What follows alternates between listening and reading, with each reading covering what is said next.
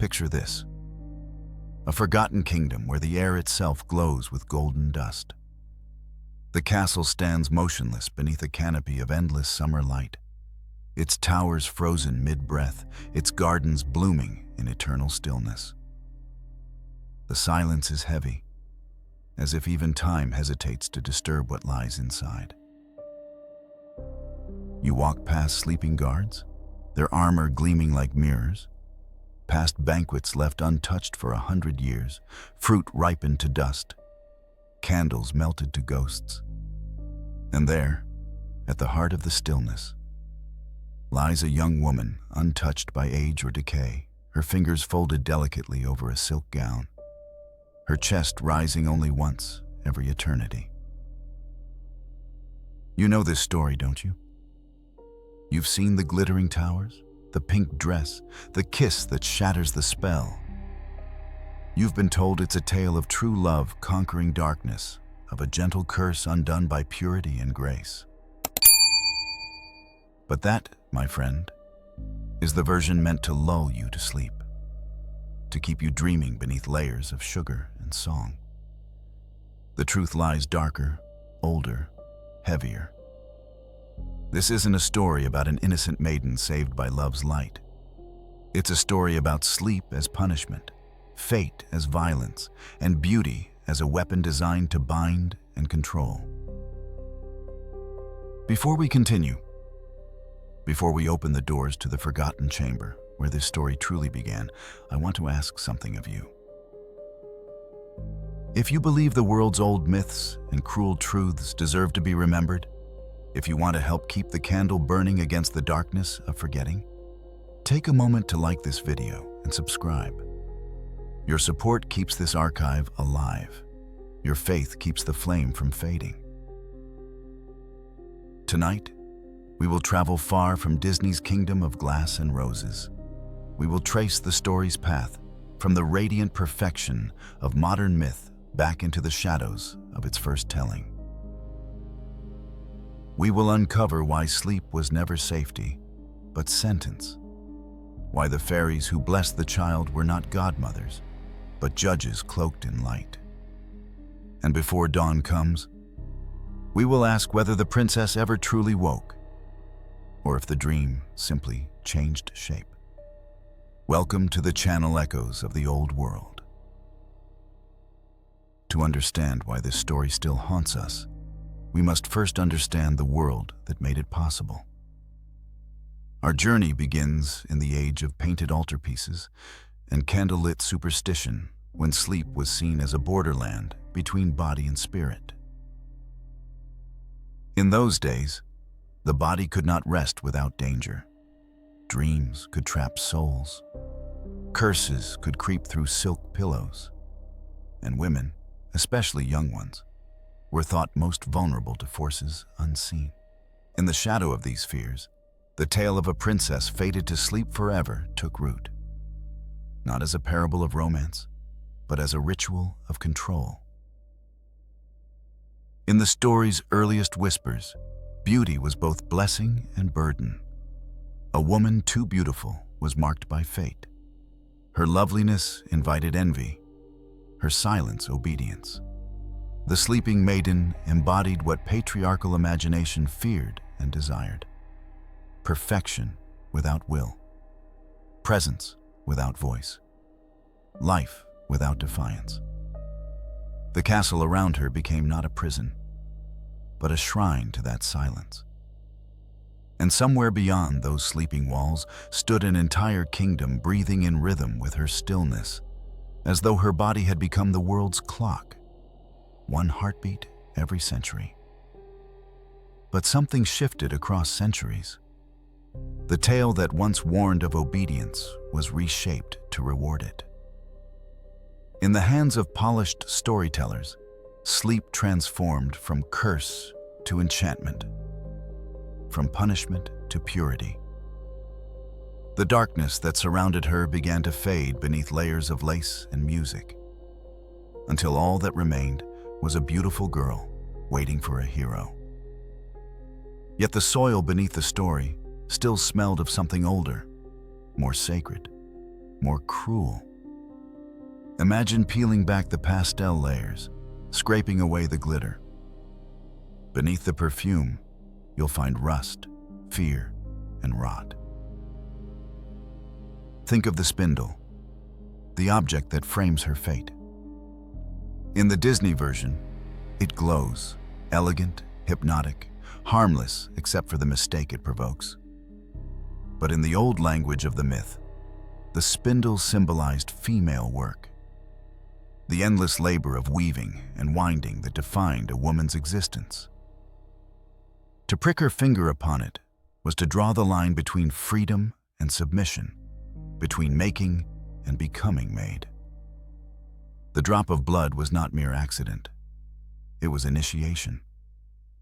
Her transformation into a sleeping beauty marked a passage from girlhood into captivity disguised as divine grace. The fairies, too, shift depending on who tells the tale. To Disney, they are whimsical guardians, fluttering in pastel light, domesticating magic into comedy. But to the earliest tellers, they were arbiters of fate, reflections of ancient goddesses who governed birth, life, and death. Their gifts were sentences, their blessings contracts. When they stood before the queen's cradle, they did not smile. They pronounced. And when one was left uninvited, it was not oversight or malice, but a warning. Leave one power unacknowledged, and she will claim what is hers. The curse, then, is older than any fairy, older than the tower, older than the world that built it. It is the ancient fear that beauty, if left ungoverned, will destroy order. That a woman who awakens on her own terms threatens the balance of kingdoms.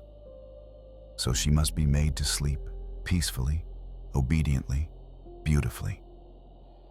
The spell becomes a ritual of containment, ensuring that life, chaos, and desire remain silent until summoned by something greater, something masculine, divine, or royal. The dream becomes the safest place to keep her. And yet, even in this enforced stillness, there is rebellion. The body, though motionless, continues to breathe. The story itself refuses complete silence. It whispers through generations, shifting form to evade control. No matter how many versions sought to tame it, the pulse beneath remained. When painters depicted her repose, the curl of her lips was too vivid, her skin too alive. When composers scored her sleep, the music trembled with longing, as though something beneath the surface pleaded to be heard. The kingdom remains asleep, but the story keeps talking in its sleep. Imagine standing in that silent hall again. Dust hangs like gold mist, catching the filtered light through stained glass. Every clock has stopped, every fire gone to ash. Yet the air is thick with memory. You reach out and trace the edges of an old spindle left on a wooden table. It's cold, smooth, harmless now, or so it seems. But under your fingers, you feel the echo of every hand that has spun a story from this same thread. Each one changed its shape, softened its pain, turned curse to lullaby. And still the metal hums faintly, as if remembering blood. Our age inherited the softened version, the one wrapped in melody and pastel light. We teach it to children, sing it at weddings, sell it in plastic thrones and Halloween gowns. Yet, behind each retelling, something persistently resists erasure. We cannot look away from the image of the sleeping girl, so fragile and so still, because some part of us recognizes her not as fantasy, but as mirror. She is every dream we have chosen over truth, every comfort that hides discomfort's source. Her castle of stillness is our own denial made beautiful. The light that fills the scene is deceptive. It was never sunlight that kept the castle bright. It was reflection, not illumination. The glow you see is frozen light, trapped in time's amber, unable to fade or grow. That false radiance is the essence of the modern fairy tale. Beauty that never ages because it never lives. The endless sleep of the princess preserves not purity, but the illusion of permanence. In that way, the fairy tale has trapped us as much as it trapped her. We fall under the same charm every time we whisper the words, happily ever after. Stories like this do not survive through innocence, but through transformation.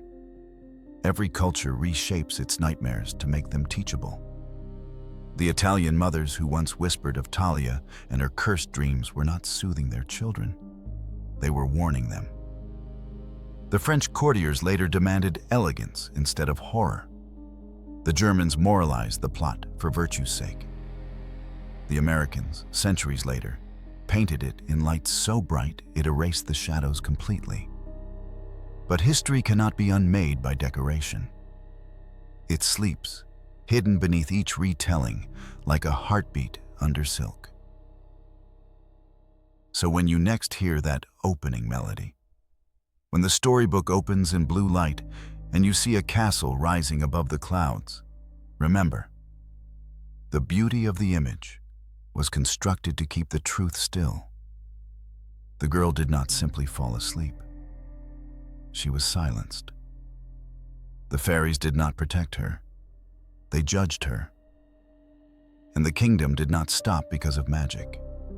It stopped because that is what power demands when confronted with its own reflection. The enchantment was less a spell of wonder than an order of stillness, a command that no one move until history rewrote itself. Even now, in the brightness of your screen, this story glows with uncanny familiarity. You have seen her eyes closed, her body perfect, her lips waiting.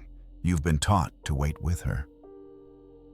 But in the silence between the notes of that familiar lullaby, another voice calls out, the voice of the forgotten text, the original darkness. It asks not to be retold, but to be remembered. Because something dangerous sleeps beneath comfort. The same danger that breathed through ancient temples, that moved through the quills of storytellers long before Disney's light ever touched the tale. It whispers still. Wake carefully, for even truth can burn. In the next chapter, we will follow that whisper back to its first telling, to the ink-stained pages of Giambattista Basile's 17th century manuscript.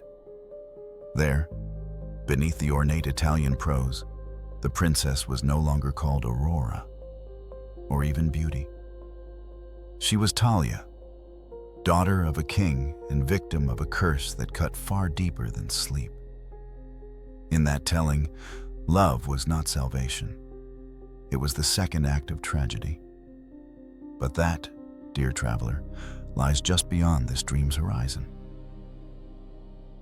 Picture this: Naples in the early 17th century. The air smells of candle wax and citrus, of sea salt drifting in through open shutters.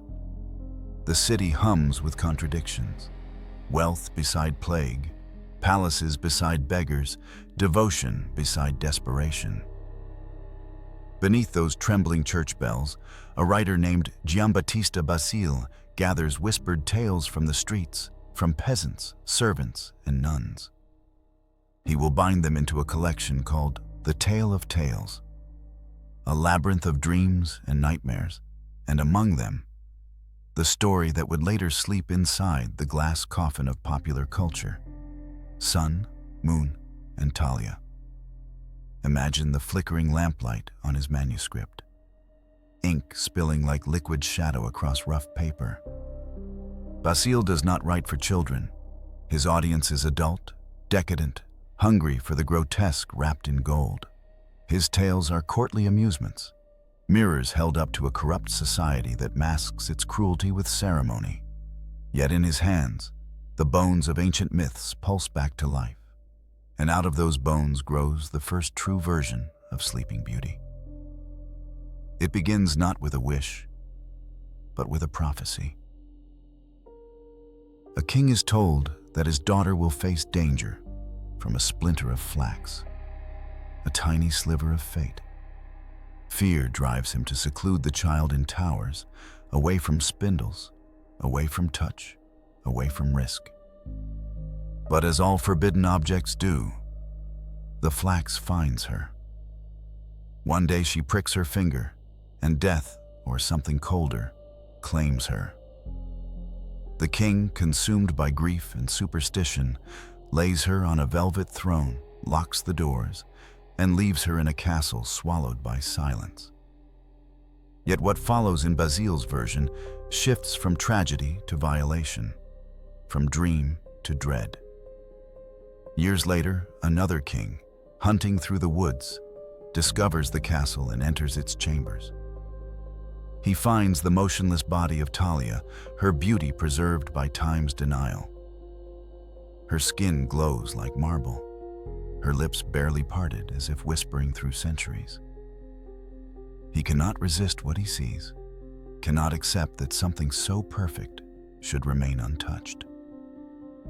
What happens next exposes the darkness buried beneath this tale's lace.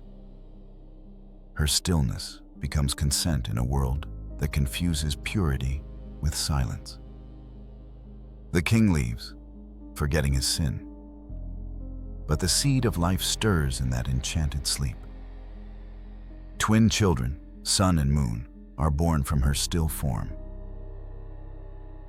It is these children who awaken her. Their hunger draws one baby to suckle at her fingers, removing the cursed splinter. She breathes again.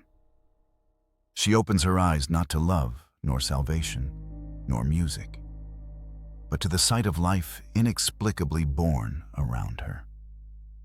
In this moment, Basile's genius and cruelty intertwine. He unseals the boundaries between life and death, virtue and violence. Talia is alive again, not by a kiss of destiny, but by a grotesque accident of fate. Her rebirth is not triumph, it is debt. Basile's Naples was a city haunted by belief and repression. It lived under churches thick with incense and streets thick with rot.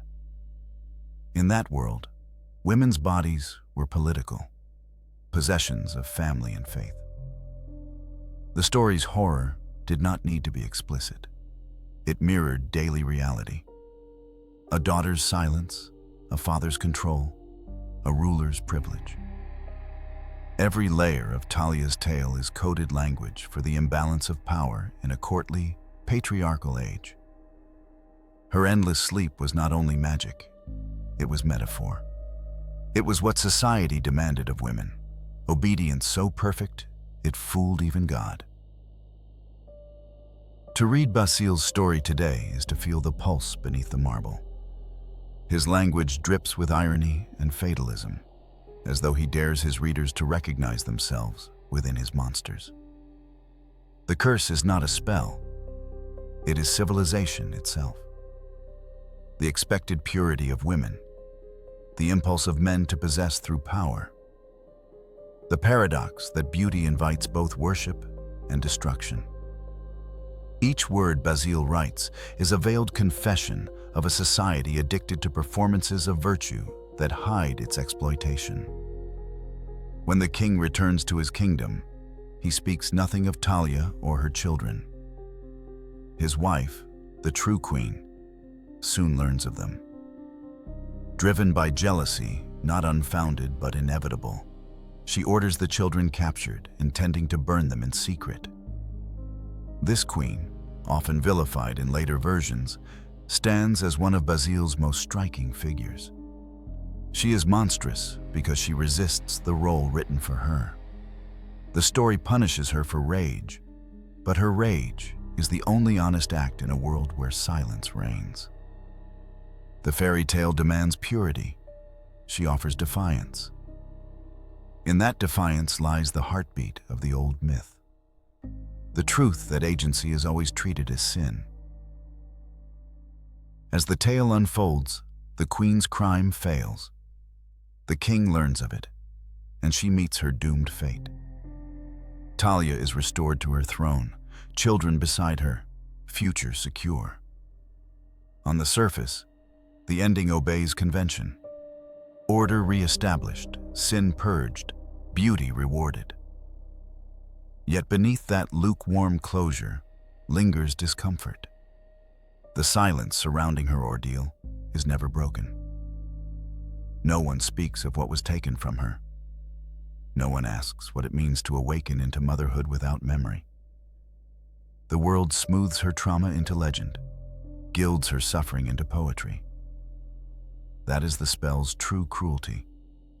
Not the sleep, but the whitewashing after the waking. Basile knew his court well. He wrote for nobles who consumed horror as entertainment, for cardinals who confessed sins only after supper. His brilliance was to disguise social commentary within myth. Talia's tale whispers of violation and repentance, of justice that never arrives. In every version since, storytellers have trimmed these raw edges. But Basile's ink refuses to fade. It stains the later pages of Perrault and the Brothers Grimm. It stains even the shimmering screens of modern retellings. The truth sleeps, but never dies. Imagine Talia's awakening again. But through her eyes this time. She opens them to a room that should not exist. Light pooled on ancient stone, 2 infants crying in a cradle woven from her own gown. Her body feels both ancient and new. Her mind swims through fragments, dream, pain, confusion. Around her, tapestries hang rotting, flowers crumble to ash, the air hums with absence. She staggers to her feet, every movement both miracle and rebellion. The silence seems to listen.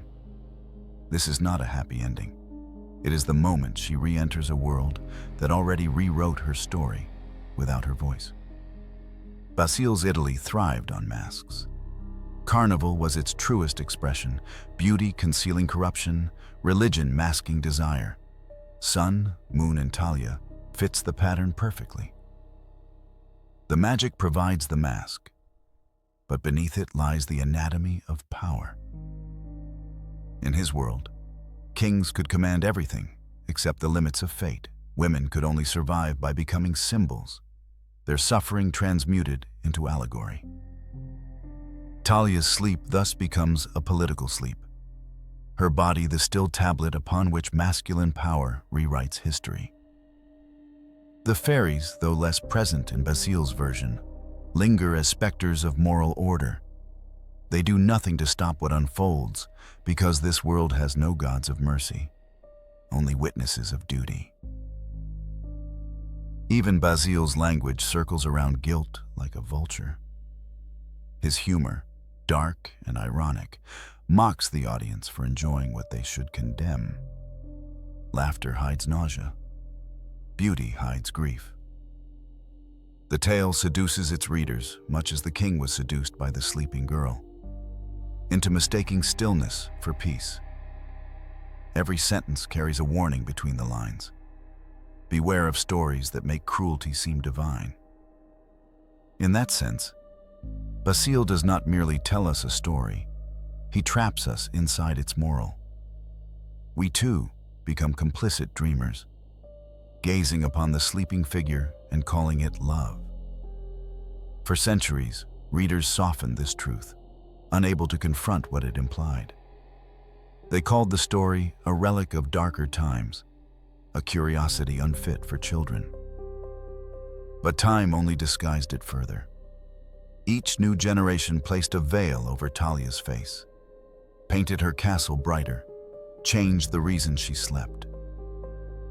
Yet if you scrape away those centuries of varnish, her eyes still stare back, not with innocence, but with recognition.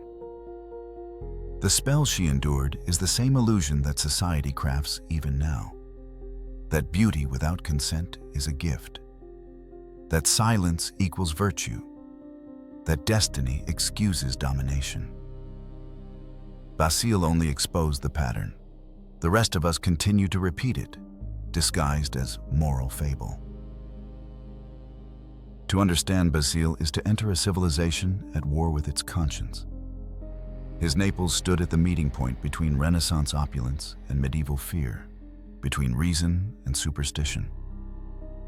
His stories pretend to obey decorum, yet they crawl with decay beneath the surface. Every feast hides famine. Every prayer hides lust. Talia's tragedy blooms in that moral rot, reminding us that beneath every golden myth, something still bleeds. That is why, even after 4 centuries, her story does not rest. She is the whisper behind Sleeping Beauty's lullaby, the heartbeat under the orchestral waltz. The modern reader, raised on Disney's optimism, may recoil from Basile's version, and yet there is something magnetic about its honesty. It refuses to lie, even when dressed in velvet prose. It tells us that beauty can be dangerous, that innocence can be weaponized, that kings can be both saviors and destroyers. And though Talia's story ends with restoration, it leaves us uneasy because the wound has not healed. It has been framed, gilded, and hung on the castle wall as a symbol of purity. The deeper we stare, the more we realize the curse was never lifted. It only changed shape. Talia's rebirth marks the origin of all later iterations. In her silence lies every sleeping princess, every myth painted to reflect obedience as holiness. Basile's tale is the root system hidden beneath centuries of roses. Each retelling grows from that dark soil. As we move forward into Perrault's France, we will see how elegance and religion coat this brutality in gold leaf, transforming sin into etiquette and violence into ceremony. But the echo of Basile's ink remains, whispering through every version ever told. The nightmare began here, under an Italian sun where beauty slept, kings sinned, and stories learned how to lie. Picture this: Paris in the late 17th century, a city gilded with candlelight and whispered ambition. Behind tall windows framed in velvet, writers and courtiers gather beneath the powdered brilliance of King Louis XIV's reign. The air smells of ink and incense, of perfume mingled with corruption. Here, in an age obsessed with etiquette, Charles Perrault sharpens his quill like a sword, ready to transform stories once meant to terrify into tales that teach and charm. He writes not for peasants or priests, but for salons filled with faces masked in civility. And within that setting, the Sleeping Beauty in the Wood is born. Neither nightmare nor dream, but moral theater. Perrault was not merely a storyteller, he was a reformer of the imagination. He believed tales should mold good manners as much as morals, shaping young ladies and gentlemen into reflections of royal decorum. The raw bone and blood of Basile's Talia are buried under marble floors and layered silks. Gone are the grotesque hungers, the transgressions between life and dream. In their place, Perrault implants the seed of gentility, a version where patience becomes virtue, obedience becomes beauty, and destiny arrives with courtesy and grace. Yet if you listen closely, you can still hear the whisper of the original curse beneath his polished prose. The story opens once more in the court of a nameless king and queen, lovers blessed but childless. Their prayers are answered by divine intervention. Angels, fairies, or fate, Perrault never fully says. A daughter is born and a grand celebration summoned. 12 golden plates, 12 gifts, 12 blessings, and one fatal omission. The 13th fairy, uninvited, steps from the shadows to announce what politeness had tried to forget. That exclusion breeds vengeance. Her curse, that the princess shall prick her finger and die, carries not only malice, but justice. It restores the balance neglected by luxury. Here, Perrault demonstrates his mastery of social allegory. Each fairy mirrors a moral grace, each gift a measurement of virtue. Beauty, wit, grace, song, all the qualities demanded by a cultured court. When the old fairy curses, it is not wickedness alone, but the repressed truth of mortality intruding on perfection. The court solution is not redemption, but repression. Burn all spindles, erase all reminders of imperfection. The gesture reflects the age's obsession with appearances, with silencing danger rather than understanding it. The curse becomes both prophecy and prophecy denied, just as the society that births it denies its own desires. Centuries later, Disney would color these fairies with laughter. But Perrault saw them as moral instruments. They shaped lives and enforced rules. They were metaphors for power, concealed beneath the illusion of gentleness. The spindle's danger is not its point, but its symbol. Creation turned against itself. The feminine craft of spinning turned lethal.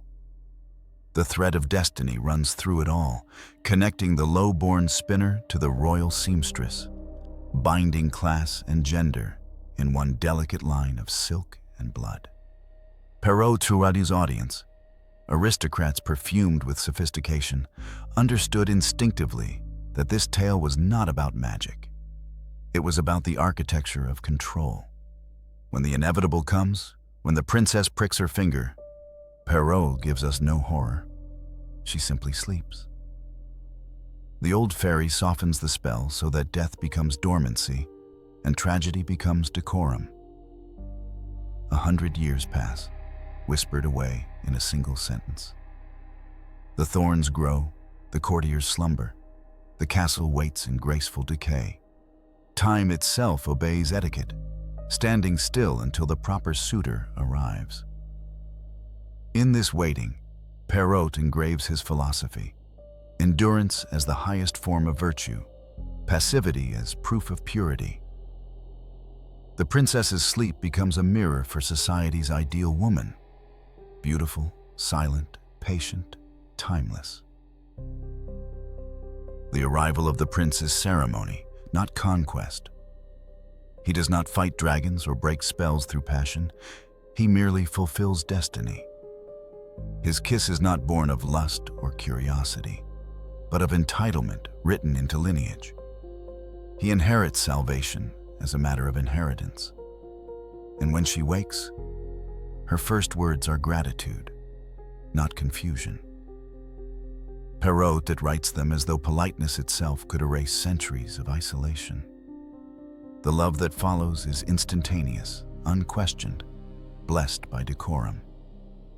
But beneath that stillness, something trembles. The tale ends too neatly, as if covering a wound with lace. Perrault extends the story beyond the awakening into a second act, often forgotten by modern tellers. The sleeping beauty becomes a wife, a mother, and a queen. But her new palace hides another danger: the ogress mother-in-law, a cannibal queen disguised in jewels. This figure, savage and grotesque, embodies the shadow of civility itself, the primal hunger behind the mask of refinement. The ogress intends to devour her daughter-in-law and grandchildren, repeating Basile's motif of the devouring mother. Yet Perrault's moral discipline transforms her wickedness into a warning against appetite and excess. The message is clear: those who fail to control hunger, literal or emotional, belong to the past, to barbarism. True royalty means fasting from desire. Still, this refinement comes at a cost. In polishing the myth for high society, Perrault drains it of empathy for the victim. His princess is no longer a person, but an emblem of order. Her suffering lacks voice. Her awakening lacks agency. She embodies the ideal Perrault's France demanded. Beauty without rebellion, virtue without emotion. Her silence is etiquette perfected, a lesson for daughters in an age when language itself was danger. The story comforts the powerful by turning oppression into destiny and erasure into peace. The fairy tale becomes a political sermon disguised as magic. Yet for all his restraint, Perrault understood the irony he created. Embedded within his crystalline prose are fractures, places where contradiction leaks through. The curse of the 13th fairy, the hunger of the ogress, the century of sleep, all remind his readers that beneath perfection lies decay. The civilization that boasts of grace remains bound to primal fears, endlessly circling them in disguised ritual. This duality gives Perrault's version its haunting endurance. Politeness, he suggests, is only the thinnest veil between order and greed, between charm and cruelty. Imagine again the scene of her slumber through Perrault's lens. The tapestries are clean, the dust invisible. Servants lie still, but their bodies rest in elegant repose. The light filtering through glass glows not with sorrow, but with serenity. The music of sleeping violins lingers in the air. Everything excessive is erased, every emotion tailored to symmetry. This is not the chaos of Basile's Naples. It is the calm of repression made aesthetic. The horror is hidden not in what happens, but in what has been edited out. It is the art of forgetting made perfect. Perrault's Sleeping Beauty thus represents the transformation of myth into moral. It bridges the violence of oral tradition and the decorum of enlightened court life, turning raw instinct into refined allegory. But one paradox remains. In teaching virtue through slumber, he teaches complacency disguised as peace. The princess's virtue is to endure. Her reward is to be chosen. The curse, softened and civilized, still functions to erase her will. Every polished phrase disguises the same lesson as Basile's rougher version. That beauty silent is beauty safe. Only now, the silence is voluntary, or so the reader is meant to believe. To grasp Perrault's ingenuity, you must see him as both artist and propagandist. He moved through a France where myth served monarchy, where narrative reinforced hierarchy. His stories became tools of domesticated imagination, moral sugar for the bitter truths of social order. Yet within them, something still resists domestication. The curses he wrote still echo with rebellion, the shadows still breathe. His text knows that the act of writing itself is a dangerous spell. To put dreams on paper is to awaken forces that prefer to sleep. And so, behind his palace of politeness, a darker symmetry unfolds. The version history remembers as delicate and humane is, in truth, the most insidious of all. By sanding away the coarse surface of desire and vengeance, Perrault hands us a myth that feels harmless, even holy. But what could be more sinister than a tale that teaches silence and calls it happiness? In this neat moral architecture, cruelty becomes invisible. The curse evolves, not to wound the body, but to hypnotize the mind. Perrault sealed his story with a pleasant moral verse, urging readers to be patient, prudent, and kind.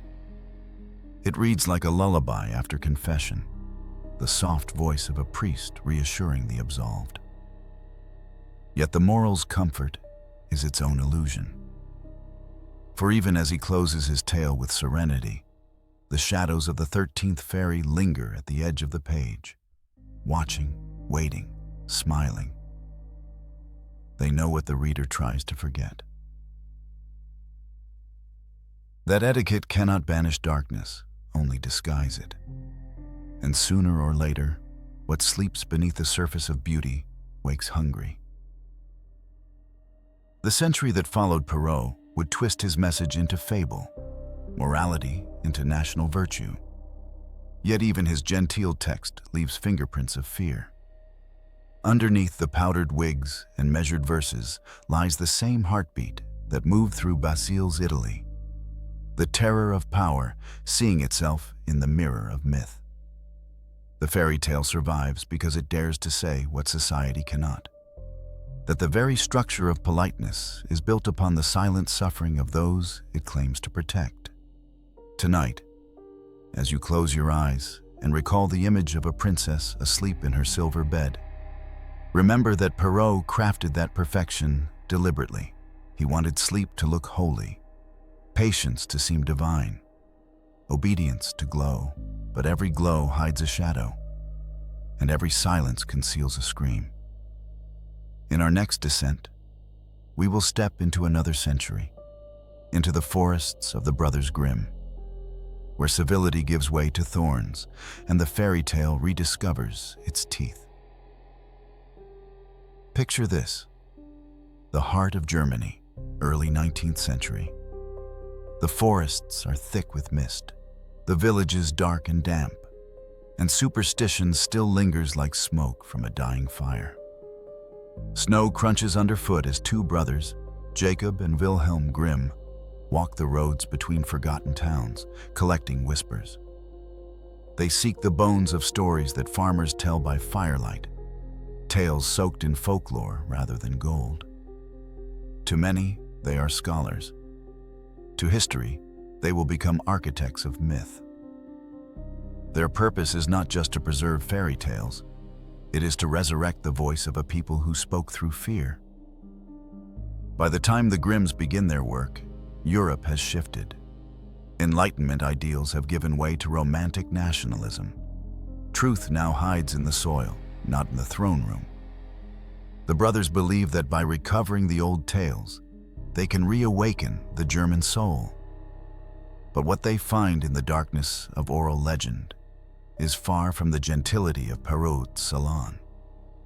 The women who tell these stories are not courtiers, but peasants, and their versions still carry the grit of hunger, childbirth, and superstition. Out of those rustic murmurings emerges a new incarnation of sleeping beauty, still cursed, still silent, but now surrounded not by etiquette, but by itself. In their hands, the tale becomes Briar Rose, the girl of the thorns. The setting changes from glittering palace to shadowed castle swallowed by forest. The air grows colder, the tone humbler, the magic darker. The fairies are replaced by wise women.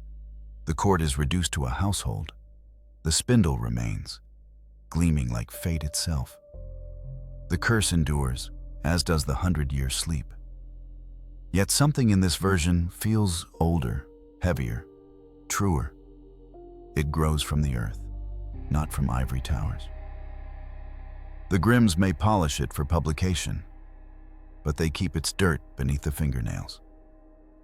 In the new version, the king and queen finally rejoice. When their long-awaited child is born, they host a feast, but have only 12 golden plates for 12 wise women. The 13th, forgotten, arrives in rage.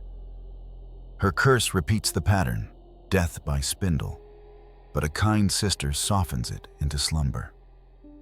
There are no refined morals and no gentle verses. The brothers tell it plainly. Destiny cannot be avoided, only delayed.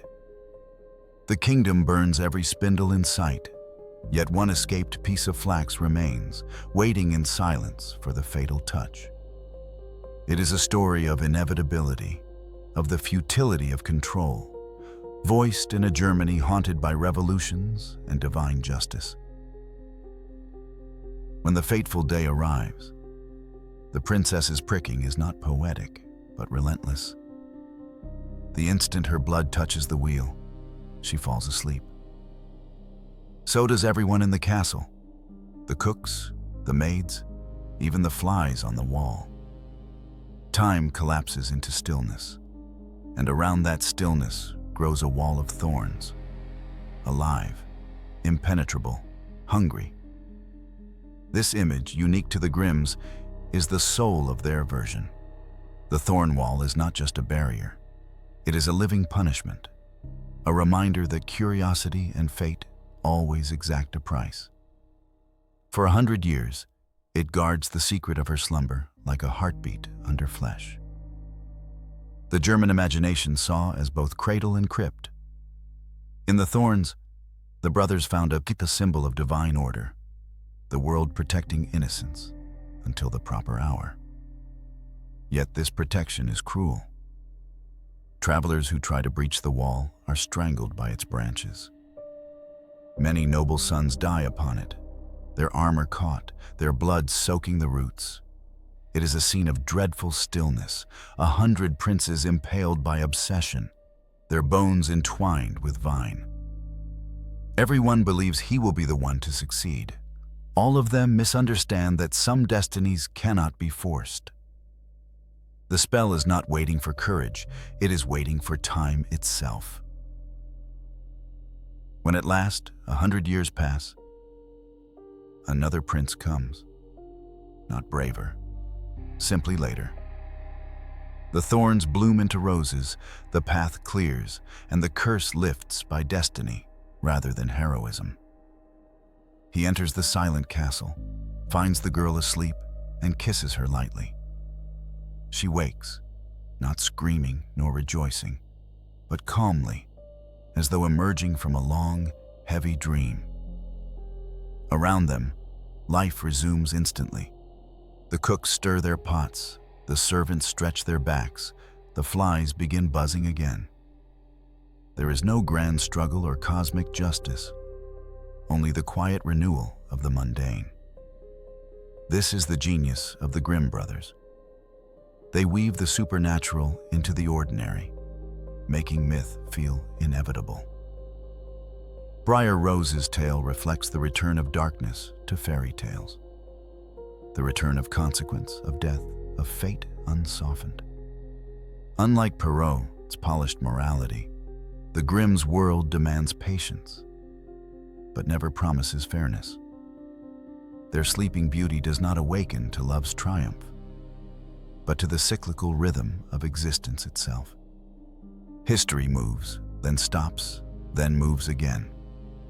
The thorns grow, then wither. The girl sleeps, then wakes, always the same pattern. Life, decay, rebirth. The story becomes not a romance, but a calendar etched in blood and bloom.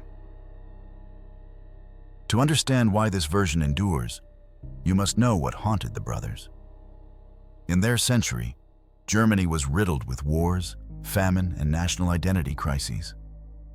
They sought comfort in a past imagined as pure, but what they found was feral.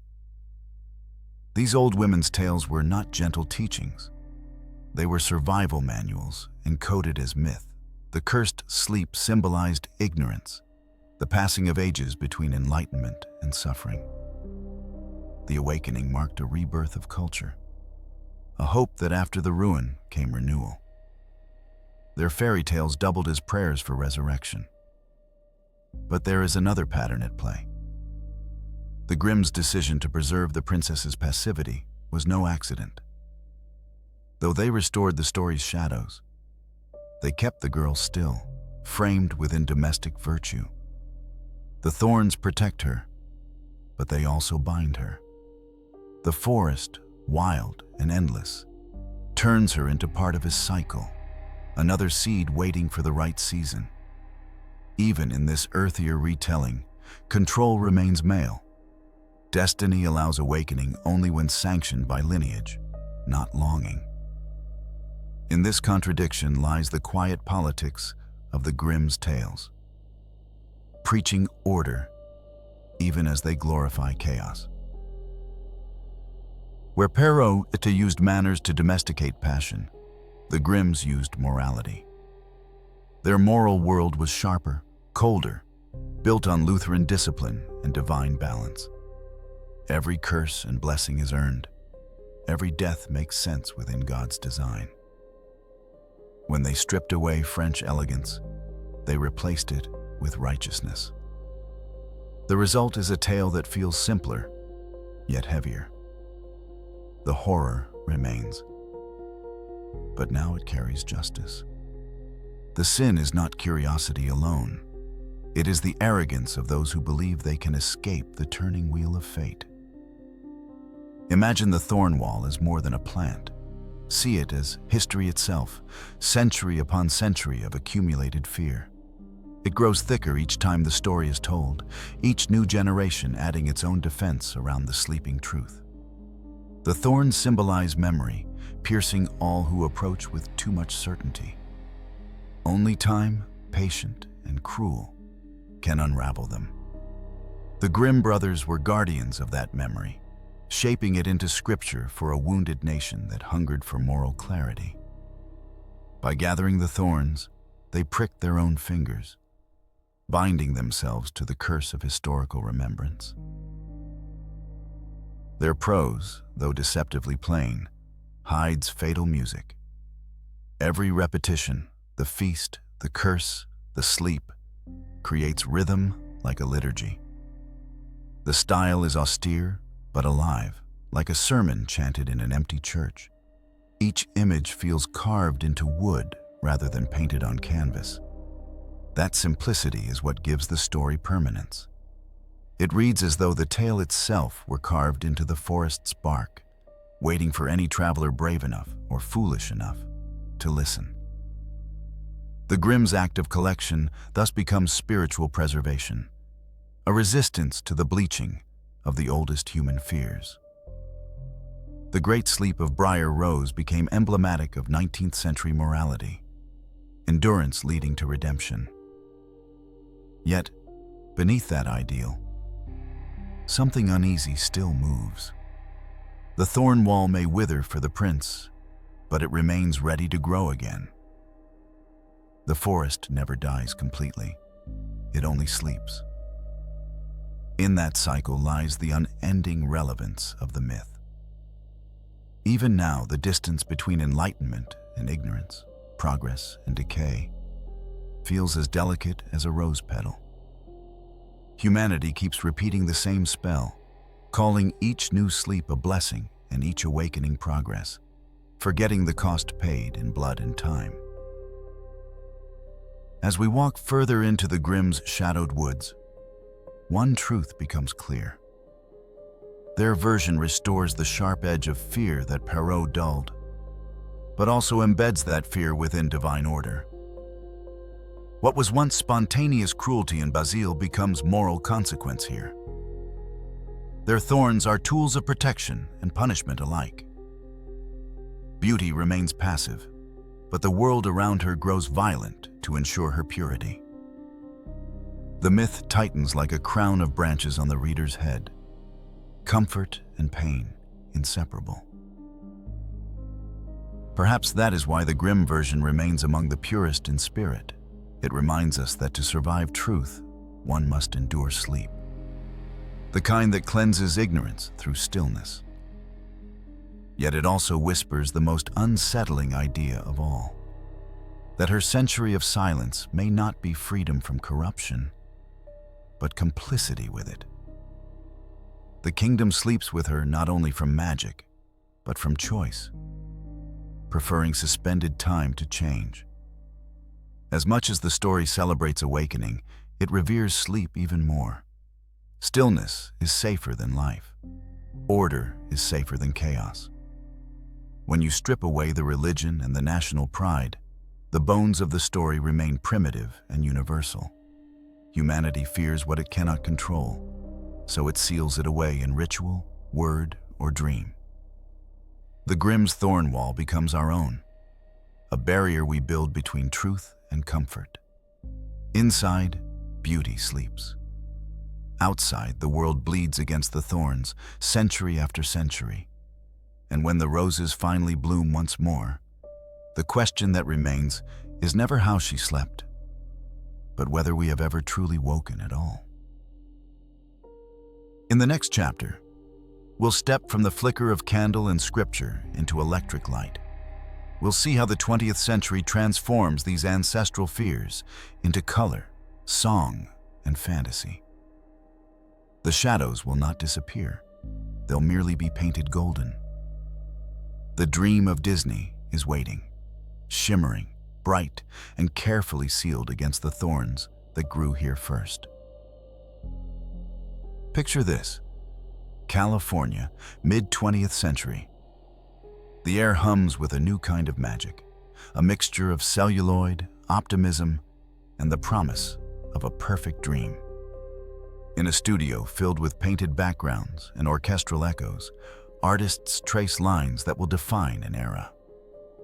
The world outside trembles with wars and revolutions. But in these rooms, Walt Disney envisions escape. He resurrects the old European myths and baptizes them with light. And under his hand, the sleeping girl of ashes and thorns is reborn in color and sound. A fairy tale reshaped for the century of screens. When Sleeping Beauty premiered in 1959, the world saw not a moral fable, but an aspiration. It was the culmination of Disney's dream to merge art, technology, and innocence. Everything in it glitters: the cloaks, the crowns, even the curse itself. The forest is no longer menacing, but alive with animated harmony, and danger gleams like glass rather than iron. Behind the shimmer, however, lies deliberate design. Every frame works to erase discomfort, to compress centuries of pain into one sweet lullaby about good triumphing over evil. Yet the roots of darkness still pulse beneath its polished silver surface. This version transforms the myth's violent past into a pageant of dualities. Maleficent, no longer a forgotten fairy or an embodiment of fate, emerges as villainous elegance, the concentrated form of resentment against exclusion.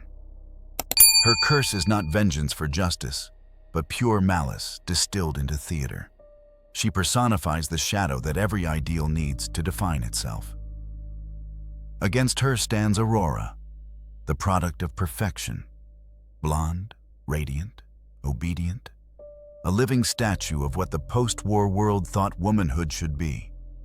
The entire story revolves around this mirror of light and shadow, not to question it, but to immortalize it. Disney's artists drew influence from medieval illuminations and Renaissance compositions, crafting scenes that look like cathedral windows come to life. The geometry of the film is sacred. Vertical lines for virtue, spirals for danger, diagonal thorns for chaos. The forest is painted like stained glass, each tree an organ pipe in a visual hymn. Through these aesthetic choices, the film converts the old pagan dread into Christian iconography. The curse becomes sin, the prince becomes savior, and the kiss becomes resurrection. The brutality of myth metamorphoses into liturgy made of light. In this reframed world, sleep loses its dark ambiguity. It is no longer violent or punitive, but graceful, an act of preservation. The 100 years of stillness collapse into a night's rest. Aurora sleeps in beauty, purity untouched, awaiting not fate but salvation delivered precisely on schedule. Compared to Basile's horror, Perrault's moral restraint, and the Grimm's fatal patience, this is something entirely new. Aesthetic absolution. The audience need not wrestle with ethics or mortality. The animation absolves them through spectacle. The camera moves instead of conscience. Maleficent's transformation into a dragon crystallizes the mythical and cinematic alike. Fire engulfs the screen, but it burns clean. The monster is magnificent, yet doomed. The confrontation, pure choreography. The prince strikes her down, each motion calculated between artistry and triumph. Good conquers evil within minutes, and the castle awakens to fanfare. In the theater, audiences exhale. The century's terrors, atomic, industrial, existential, momentarily dissolve into that radiant simplicity. The illusion that everything broken can be healed by beauty becomes the new religion of modern storytelling. But that perfection carries its price. The spell Disney weaves is not the princess's, but ours. It instructs us to forget what the older tales insisted we remember: that love does not cleanse wrongdoing, that silence is not virtue, that light without shadow is blindness. The film's grace becomes its curse, the myth purified beyond recognition. Aurora's awakening means the burial of every unsettling question ever asked by the tale's predecessors. The pain behind the story, once raw and necessary, vanishes within orchestral swell and pastel dawn. Consider the context of its creation. America in the 1950s craved reassurance. Fairy tales offered a moral geometry suitable for children and nations alike. Disney's company expanded the fairy tale into corporate gospel. Every problem could be solved through purity, teamwork, and dreams. The darker origins were dismissed as barbarism from which progress had mercifully delivered us. In this transformation, Sleeping Beauty ceased being a reflection of cruelty and became a fantasy of control, an empire of happiness built upon the disciplined erasure of complexity. The studio's vision used technology as enchantment. Xerography and widescreen formats gave painters divine reach, combining mechanical precision with mythic scale. The result was hypnotic. Viewers could not see the seams between ink and belief. The story's violence became choreography, its justice, color-coded morality. Children learned early to associate goodness with fairness of skin and politeness of tone. Adults saw reassurance in the triumph of ordained order. The screen became the new cathedral, faith broadcast in Technicolor. Yet even in this polished dream, the shadows leak through. Maleficent's presence is unforgettable precisely because she alone feels real. Her anger, her solitude, her elegance, these human flaws provoke fascination even while condemned. She embodies the remnants of the old myth, the uninvited force, the archetype society would rather burn than comprehend. When she falls, the story achieves closure at the cost of truth. Her death marks not the triumph of love, but the triumph of silence once more. Evil perishes, peace prevails, and none must question what peace demands in return. For all its beauty, the film freezes emotion into iconography. Its characters move within architecture, not freedom. The fairies quarrel about dress colors, the prince fights choreographed destiny, and Aurora remains the still center of a painting designed never to change. Even in animation, she hardly moves. Her passivity becomes transcendent, almost holy. In Disney's theology, immobility is virtue, resistance is corruption. Thus, the spindle itself becomes irrelevant. The real spell lies in the gaze of the spectator, lulled into gratitude by the perfection of the illusion. But illusions age like any magic. Over the decades, cracks appeared in the glass. Audiences began to question the meaning of that kiss, the silence of that maiden, the absence of her mother's voice. Feminists, artists, and folklorists reopened the coffin of the story and found something troubling beneath its beauty. The film had told them that danger was conquered, but reality reminded them that dangers only evolve. In awakening the cinematic princess, society had merely fallen into another dream. The dream that stories could be purified without consequence. Still, it would be unfair to dismiss the film's power. It endures because it captures humanity's yearning for cosmic harmony, even while sanitizing its sources. The art direction remains a masterpiece of design and despair. The visual echo of cathedrals built to worship perfection while hiding sin in shadowed alcoves. Through this contradiction, Disney unknowingly preserved the spell he sought to erase. His dream of roses and glass became the new curse, eternal beauty purchased with eternal forgetting. Picture the final scene. The castle gates open, the light floods in, and the lovers dance above a cloud of shifting colors. The music swells, ascending like prayer. Yet, as the camera pans upward, the clouds beneath them swirl, not white, but tinged with gray, as though the old forest breathed below. The film closes on perfection, but you can almost hear the faint sound of thorns rustling beyond the frame. The darkness was never destroyed, only edited out. It waits, patient as time, for someone to look more closely and remember. The post-war century needed fairy tales to sell hope. But by transforming them into sanitized myths, it also built cages of expectation. Children were told that good and evil were clear, that beauty always sleeps until saved, that love demands waiting more than action. These doctrines shaped more than entertainment. They sculpted identity, desire, and gender itself. Every Cinderella and Aurora became an ornament for a domestic paradise that denied its own shadows. The propaganda was gentle, but the spell deep. To watch Sleeping Beauty now is to confront both nostalgia and guilt. Its artistry seduces, its message sedates. The paradox of Disney's dream is that it romanticizes awakening while training its audience to stay asleep, to accept what glows, to ignore what bleeds. Yet even within the perfection, rebellion stirs.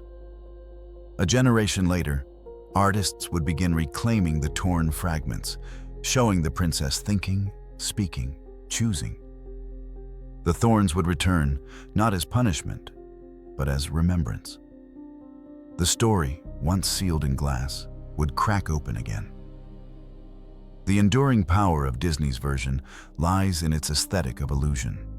It replaces myth's fearsome truth with fantasy's comforting pattern, and in doing so, reveals our collective hunger to rewrite horror as harmony.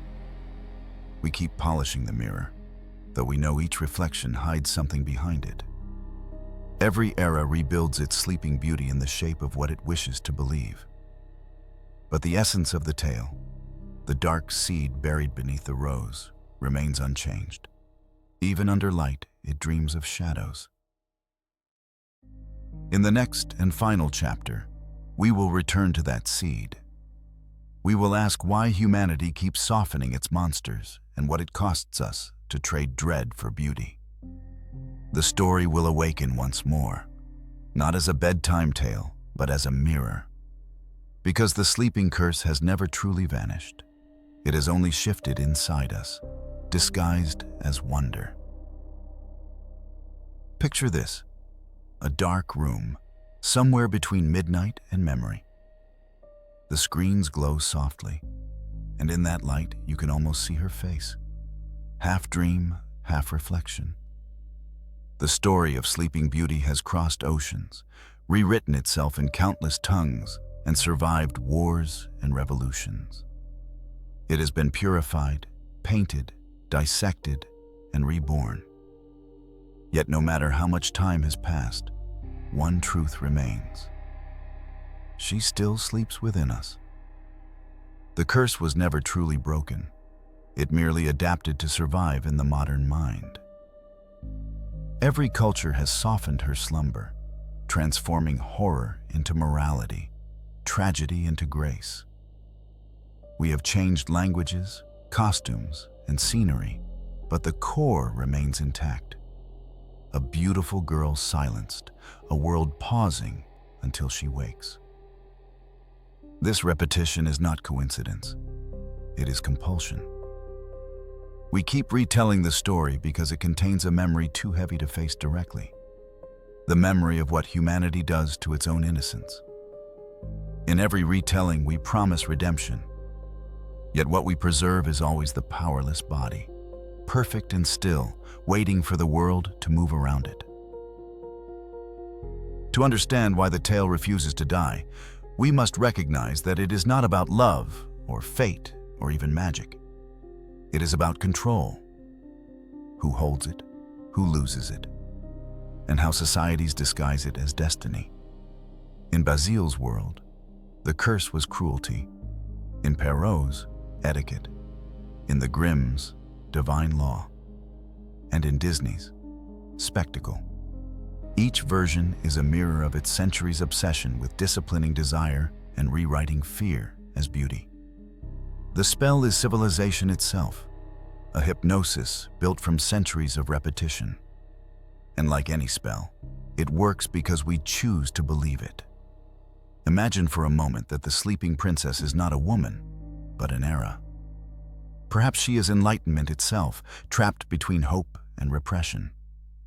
Perhaps she is reason waiting for compassion, or history waiting to be remembered honestly.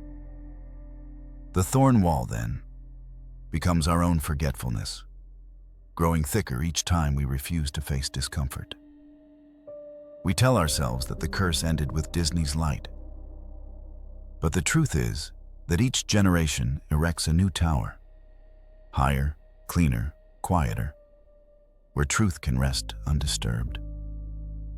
We have traded the spindle for the algorithm, the forest for the feed.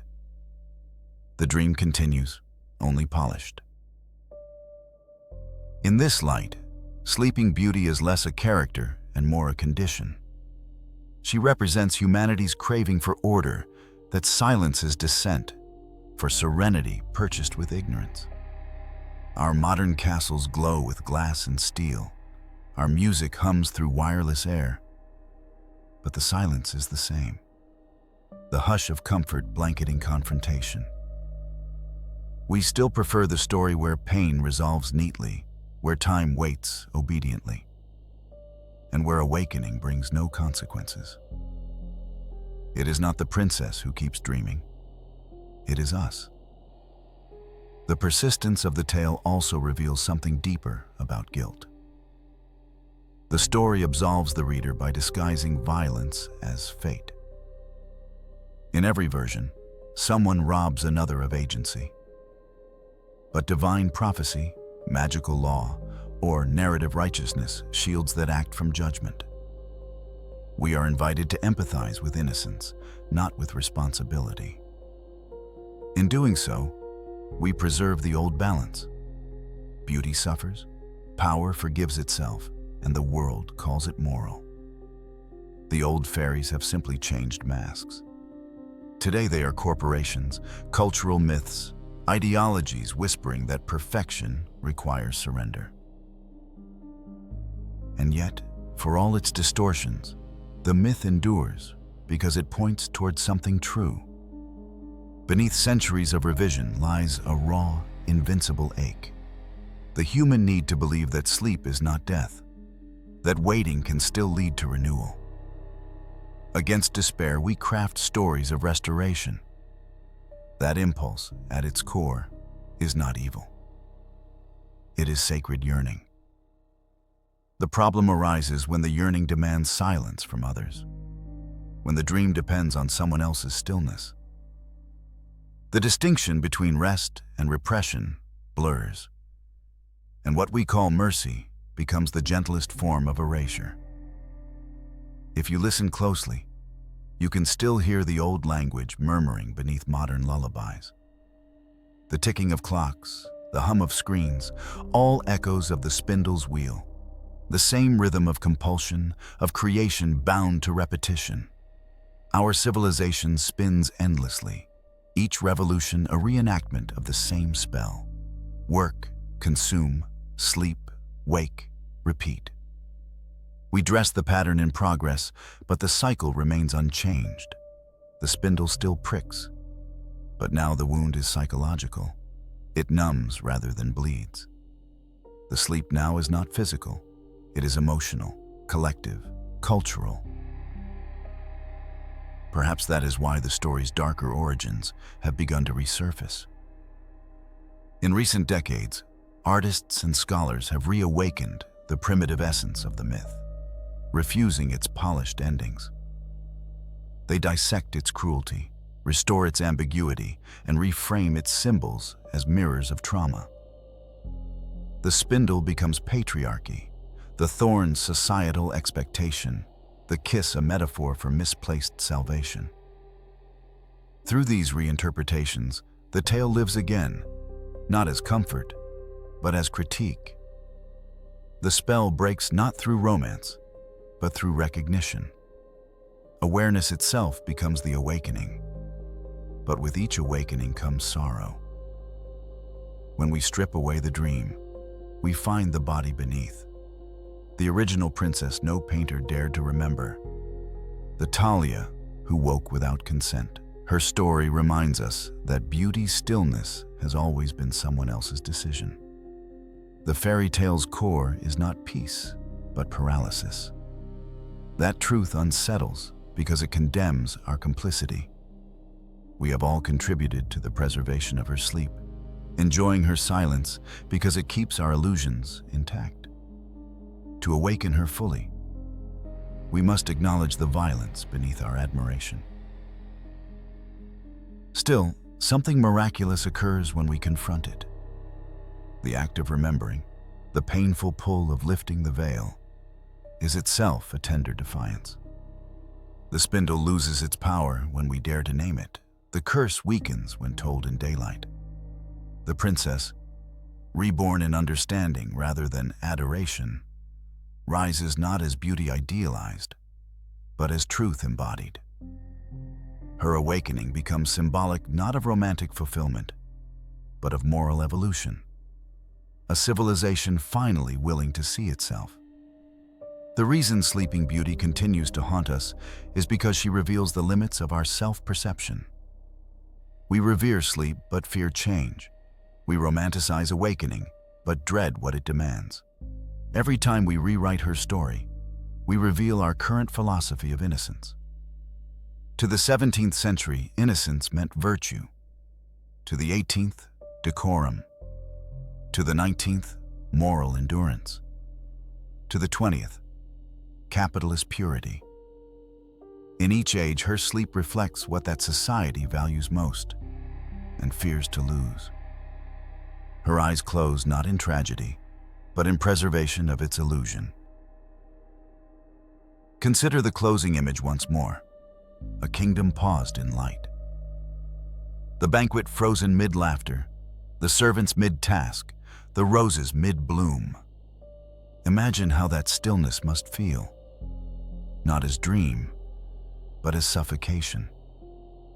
The air heavy with anticipation that never resolves. The sound of birds locked in their throats. That frozen perfection is horror disguised as paradise.